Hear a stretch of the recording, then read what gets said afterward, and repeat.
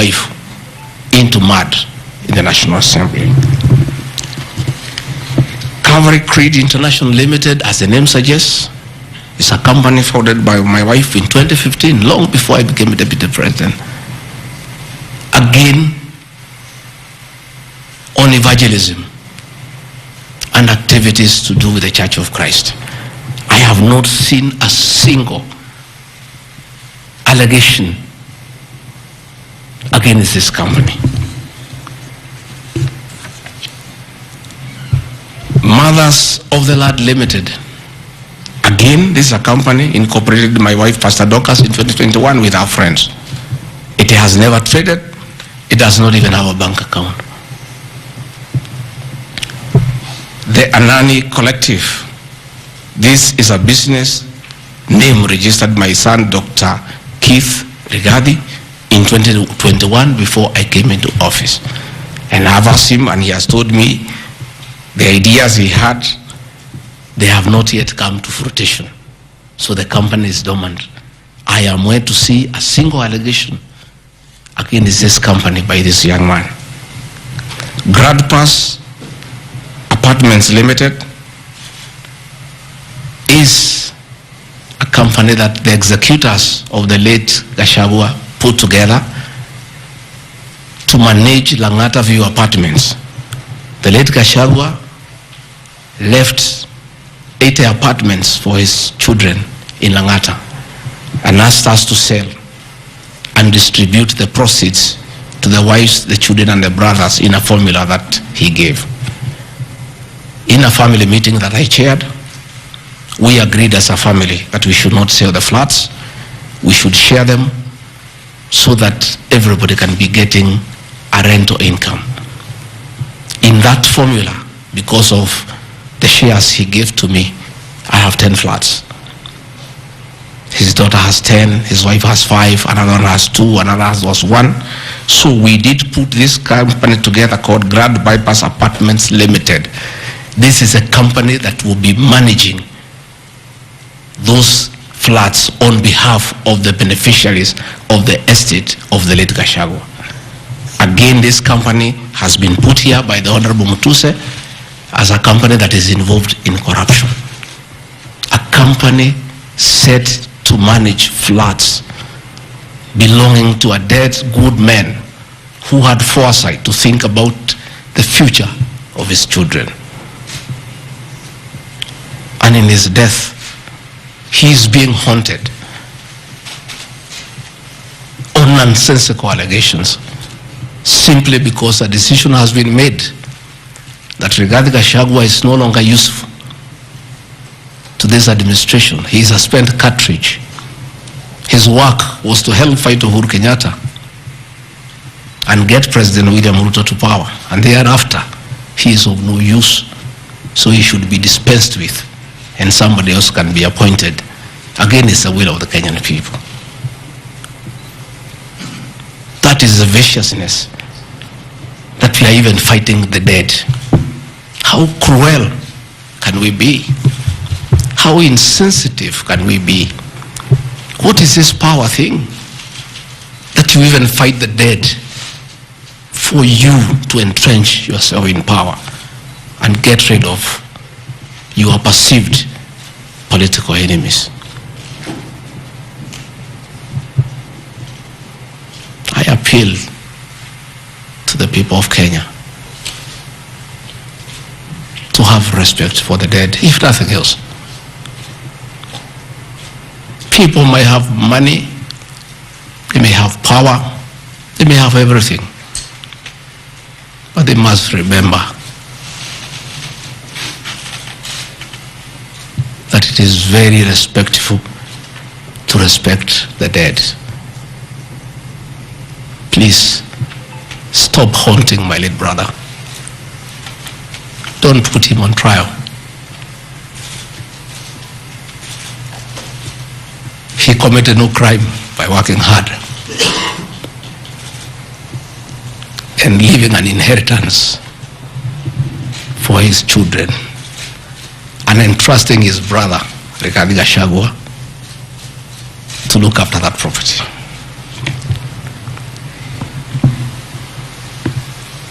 Fortis Viz Group Limited is a company incorporated in 2023 by my son Kevin and Dr. Keith. Again, some two very enterprising young men. This company has not even taken off. They are still figuring out what business they can do. And before they can even settle down, their father is under siege. So they have to come here every day to keep me company and find out what is not happening. This company has not even started. These are young people, children. Why do you want to destroy their future? By putting their names in the press with negativity because you want to destroy their father. These are innocent boys who have decided to invest in their own country. Why do you want to destroy them? You can destroy Gachagua, fair enough, he has led for 59 years. But these boys, 130 years, why do you want to destroy them? Pioneer Medical Company Group, I founded this company in the year 2008. It has not done business for the last 10 years. Why are you bringing it to Parliament? Ruto Furniture Mart Limited, I founded this company with my wife, Pastor Dorcas, in the year 1999. We used to sell furniture at the roundabout at Bomas on your way to Rongai. And we built this company from scratch. And it's been in existence for years. And when we stopped trading with it, we put up apartments in Kroi, in Rongai, called Rido Plaza, that are managed by this company. We collect rent. We have, I think, 40, 50 flats there, and pay tax every month. What wrong has Ruto Furniture Mart done? Rido Plaza was constructed in 2012, 10 years before Gachagua became deputy president. Even if you want to kill this man and make sure he's totally destroyed, why don't you pursue him for the 2 years he has been in office? Why do you want to go back 20 years before he became deputy president? And criminalize his enterprise and his hard work. Biovet Kenya Limited is a company, again, I founded in 2009. Many years before I even went to Parliament. It has not done business for the last 15 years. Not a single shred of evidence that this company has done wrong. It's not there. Morani Manufacturers Limited. It's a company that is founded by a character from our village and sold some shares to my wife and my children and interested them in manufacturing feeds for pigs and for chicken. It never even took off. This company has never traded in government. It has not done any business. It is actually dormant. I'm told the account has only 132,000 shillings. And you want to set the Deputy President of the Republic of Kenya, a man elected by 7.2 million Kenya shillings, because his wife and children have some shares in a company that has 132,000 shillings. Surely. Delta Merchants Limited is a company I founded in 2009 during the Kibaki era. It has not done business for 15 years. We demand that you see what this company has done.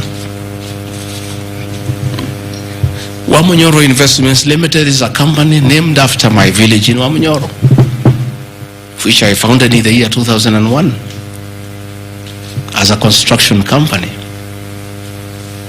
This company owns a lot of property that I bought in those years when the economy of this country was on sound footing.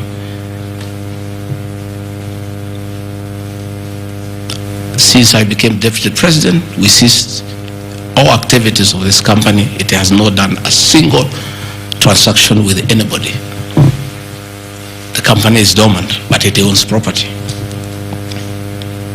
Those properties were bought and acquired long before I became deputy president.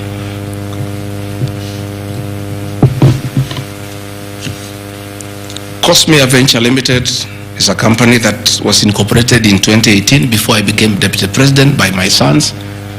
They do what you call bulk SMS. I used to give them work when I was member of parliament to send messages to my constituents. I think they were charging me 30 cents per SMS. Some young, enterprising young people. Company 2018, it doesn't do business with government. It is not accused of any wrongdoing by anybody, anywhere. It's just putting the name there.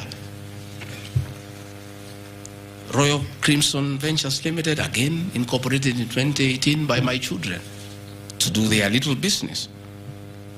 No allegation of any wrongdoing has been annexed to the motion.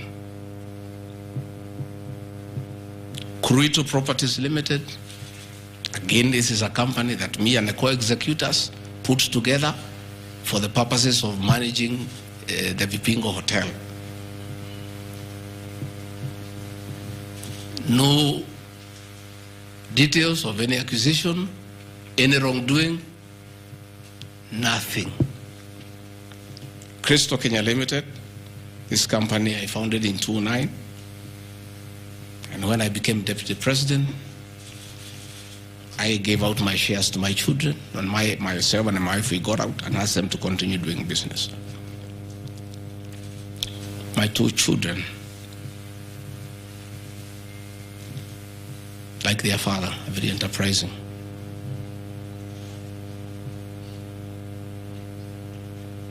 Nyeri County, where I come from, we were hit badly by COVID, and all our hotels shut down.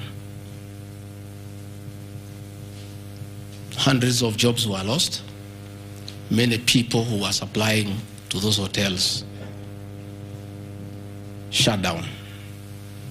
The two most important hotels in Nyeri is the Outspan Hotel and the Treetops Hotel, and they are always run together. The Outspan Hotel was for sale, and my children were interested, and I encouraged them.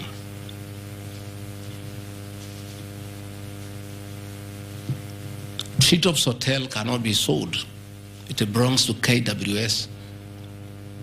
It's a government hotel. You can only lease. And the person who owned Outspan Hotel had also leased the Treetops Hotel.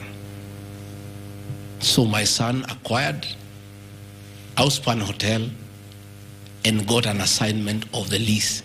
So they don't own Treetops Hotel.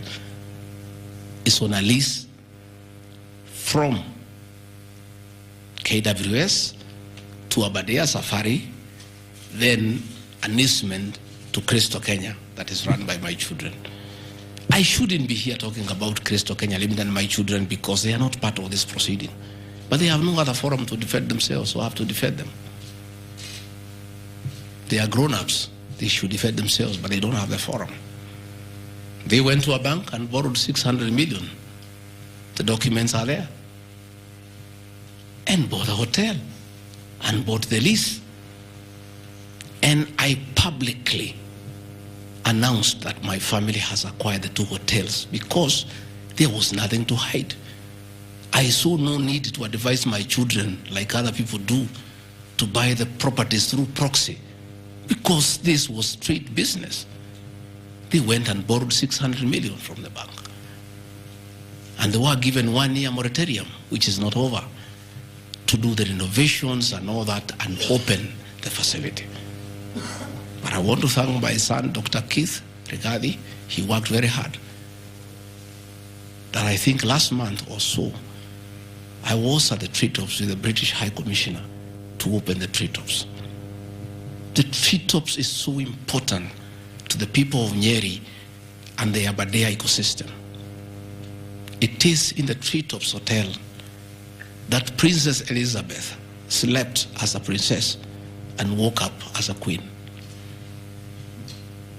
And when that facility was shut down, it was very devastating to the people of Nyeri and the Abadia ecosystem. So when the people of Nyeri heard that the son of the deputy president is interested in leasing that facility from KWS and reopen it, there was joy and jubilation in the Abadias. Since this hotel opened, 45 Kenyans are back to work. The mama mboga we talked about during our campaign are supplying vegetables to that hotel. The local butchers are supplying meat to that hotel. The traditional Moboko dancers come every weekend to entertain the tourists and get some payment. The tourism circuit of the Abadea is back because of these two young men who are now being demonized as crooks, as criminals, who should not invest in their own motherland because they are the sons of the deputy president.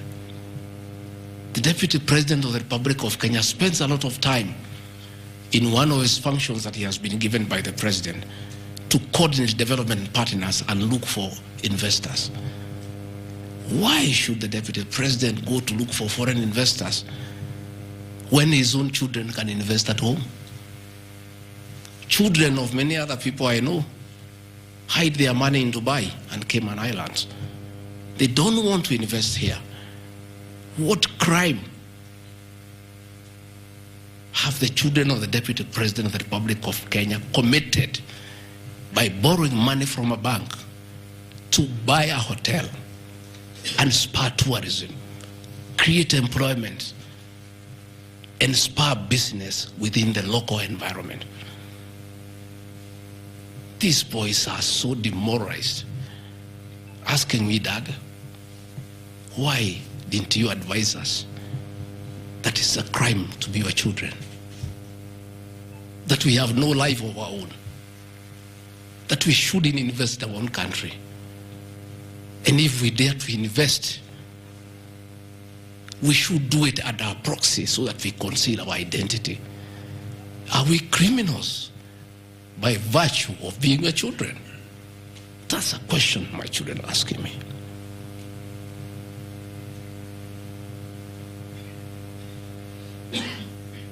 What crime can children of Kenya commit to borrow money from a bank and start an enterprise and employ people and spur tourism?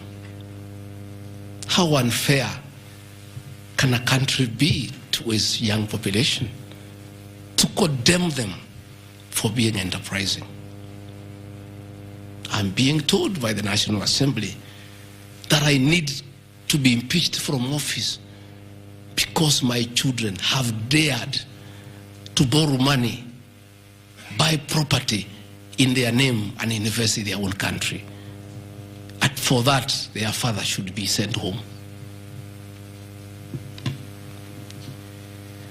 I want to conclude by Karadi Farm Limited. This is a farm I founded in 2001 with my wife, Pastor Dorcas.